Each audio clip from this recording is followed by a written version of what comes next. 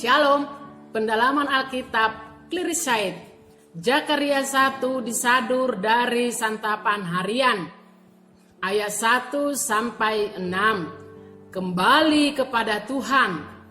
Apa sebenarnya masalah mendasar manusia berdosa? Bukan semata-mata kelemahan moral, kelemahan atau tidak tahuan hukum, melainkan ketidakmauan taat kepada Tuhan. Itu yang menyebabkan manusia dihukum Allah. Namun Allah penuh dengan kasih, senantiasa menawarkan pengampunan asal saja manusia mau bertobat. Inilah masalah yang ada pada bangsa Israel.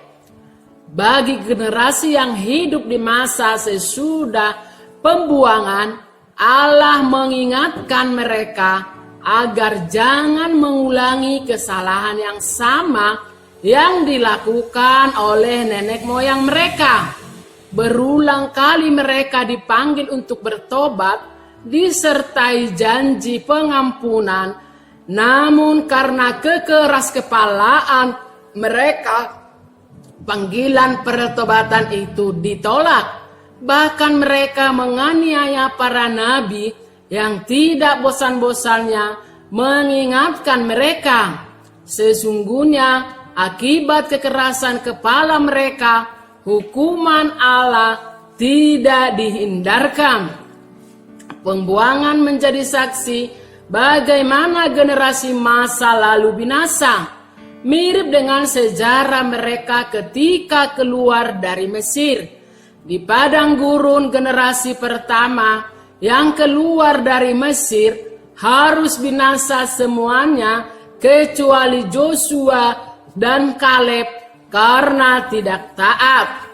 Namun generasi kedua beroleh kesempatan masuk ke tanah Kanaan. Mengapa? Karena firman-Nya tidak berubah. Kembalilah kepadaku, maka aku pun akan kembali kepadamu. Ayat 3. Generasi yang di pembuangan, yang menyadari dosa-dosa mereka bertobat. Merekalah yang mengalami kasih setia Allah, sehingga dari merekalah lahir generasi pasca pembuangan. Sebagian mereka para orang tua yang memiliki sejarah masa sebelum pembuangan. Sebagian besar lainnya lahir di masa pembuangan, adalah generasi pertama pasca pembuangan.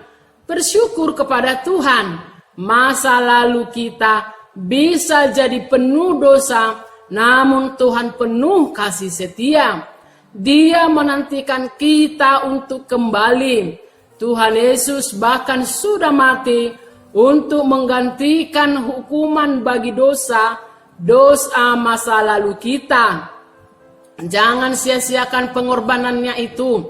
Ayat 7 sampai 17, sampai Tuhan membela umatnya.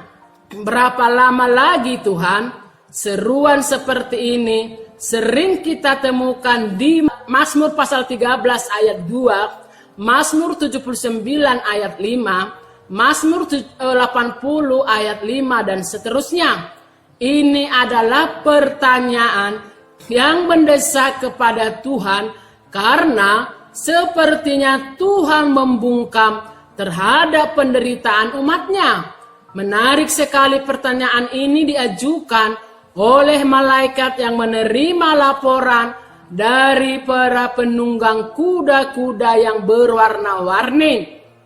Mereka melaporkan bahwa semua keadaannya aman.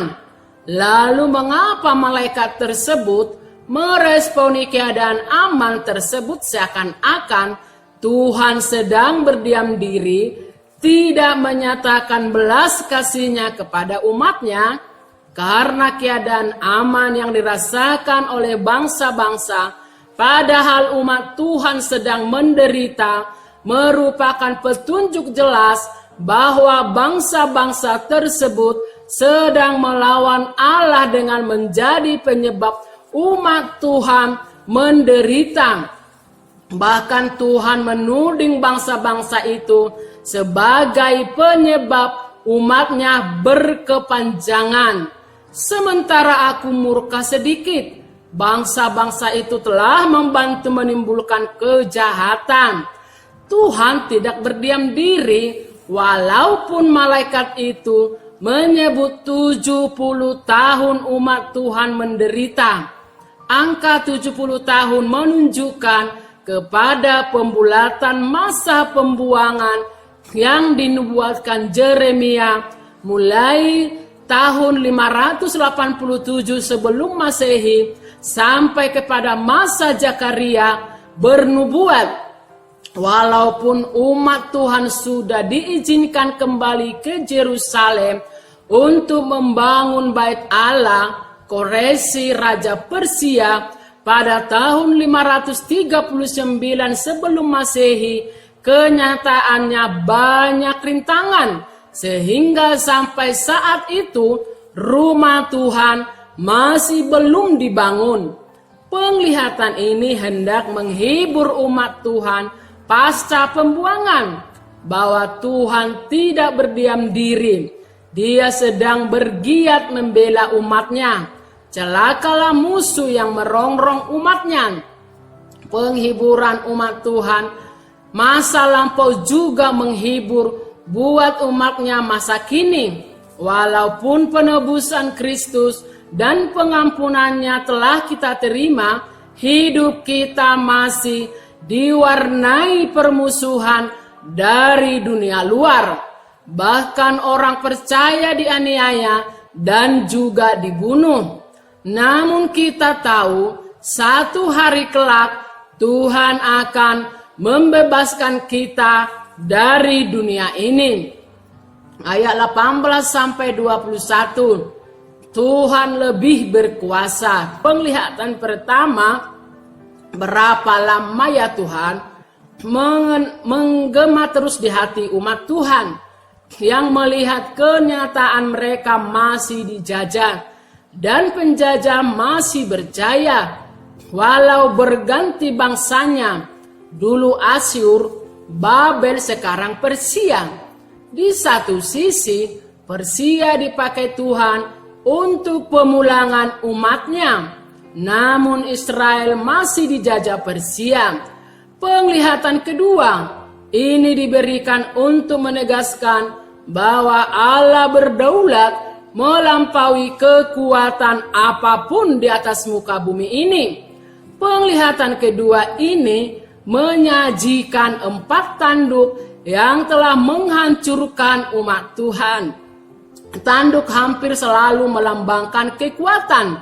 Kalau dihubungkan dengan binatang, seperti di Daniel 7, tanduk adalah kekuatan bangsa yang tidak mengenal Tuhan, yang mencoba merajai dunia milik Tuhan. 4 adalah lambang sesuatu yang menyeluruh, misalnya 4 arah mata angin, 4 penjuru bumi. Jadi 4 tanduk adalah kekuatan menyeluruh musuh Allah yang luar biasa. Syukur kepada Tuhan, justru kedaulatan dan kekuasaannya jauh melampaui kekuatan tanduk-tanduk tersebut. Dia mengangkat 4 tukang besi, tukang dengan keahlian apa saja untuk menghempaskan keempat tanduk tersebut. Dalam kitab Daniel, penglihatan serupa yang lebih spesifik menunjukkan kepada bangsa-bangsa yang bergantian menaklukkan Israel. Namun di sini tekanannya bukan pada bangsa apa, tetapi kepada kedaulatan Tuhan yang bisa memakai kekuatan lain untuk menghancurkan mereka. Dalam sejarah umat Tuhan, satu bangsa yang memegahkan diri bisa dihancurkan oleh bangsa lain yang kemudian harus diremukkan oleh bangsa lain lagi. Bukankah kedaulatan Allah sungguh ditegakkan lewat kenyataan sejarah ini? Bagi umat Tuhan, saat itu penglihatan ini tentu mendatangkan kelegaan dan pengharapan. Bagi kita pengharapan itu sudah digenapi, karena melalui kematian dan kebangkitan Kristus, kuasa apapun yang melawan Allah dan umatnya sudah dipatahkan olehnya secara ajaib dan berdaulat. Zakaria 2 disadur dari santapan harian ayat 1-5.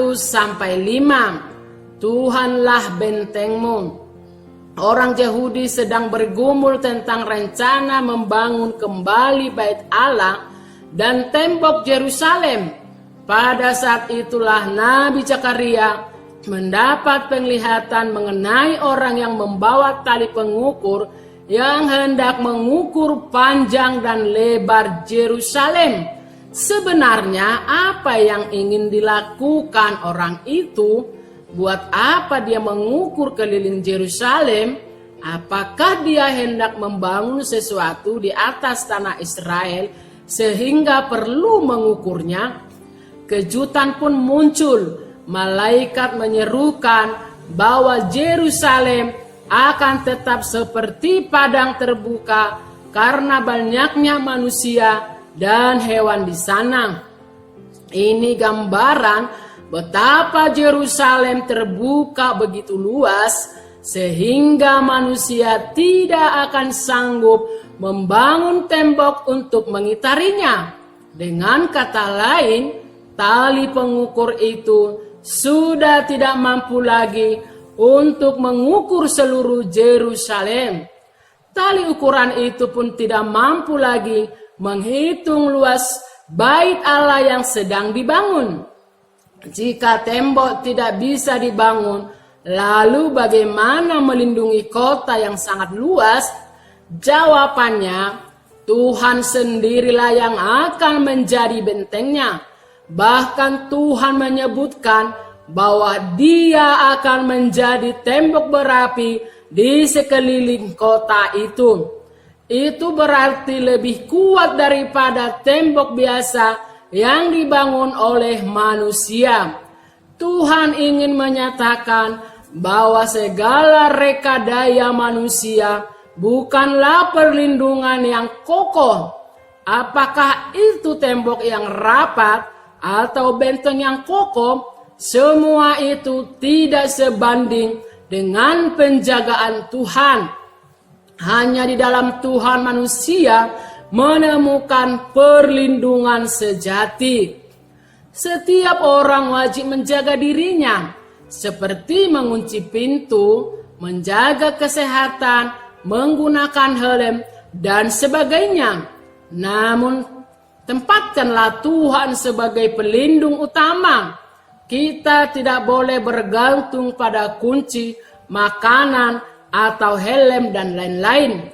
Kita harus bergantung kepada Dia yang menjadi tembok berapi di sekeliling orang-orang kesayangannya. Ayat 6-13, Tuhan yang memanggil. 70 tahun lamanya orang Yehuda di pembuangan Babel karena ketidaksetiaan kepada Tuhan. Dia membiarkan mereka hidup di negara asing. Mereka berada jauh dari tanah pusaka dan bait Allah sebagai pusat spiritualitasnya. Raja Koresi memerintahkan supaya mereka kembali ke Yehuda dan membangun kembali bait Allah. Lalu orang-orang Yehuda pun kembali ke tanah asalnya. Mereka dikumpulkan dari segenap penjuru Babel untuk berjalan ke Yerusalem. Akhirnya mereka pun menyatu lagi di tanah pusaka mereka. Siapakah aktor utama di balik kepulangan mereka ke Yerusalem? Orang bisa menyebut Raja Koresi sebagai pahlawannya. Namun bukankah hanya Tuhan yang bisa menggerakkan hati Raja Koresi agar memerintahkan orang-orang itu pulang? Jadi sebenarnya Tuhan sendirilah yang memulangkan mereka. Inilah yang diserukan Nabi Zakaria. Tuhan memanggil umatnya untuk pulang. Mereka disuruh pergi dari tanah utara dan dituntun kembali ke Yerusalem. Bahkan dia berjanji akan berdiam di tengah-tengah mereka. Lebih lagi, mereka pun akan bergabung dengan berbagai bangsa lain, karena banyak bangsa juga akan datang menjadi umat Tuhan. Itulah sebabnya Nabi Zakaria menyerukan supaya umat berdiam diri di hadapan Tuhan. Panggilan Tuhan itulah dasarnya sehingga kita menjadi orang percaya. Kita menjadi orang percaya bukan karena kebaikan kita, bukan karena kekuatan kita, ataukah dari para penginjil. Kita menjadi orang percaya hanya karena anugerah Tuhan telah memanggil kita. Jika demikian, apakah yang hendak kita banggakan? Apakah yang hendak kita idolakan? Apakah orang yang mengajarkan agama kepada kita? Tentu bukan. Satu-satunya yang harus kita banggakan dan kita idolakan adalah Tuhan, karena Dia yang memberi kesempatan kepada kita untuk menjadi umat-Nya. Doa, Tuhan, terima kasih atas panggilan-Mu sehingga kami menjadi orang-orang yang percaya kepadamu. Bimbinglah kami supaya setia menanggapi panggilan-Mu itu hingga akhir hayat. Amin. Terima kasih. Tuhan Yesus memberkati.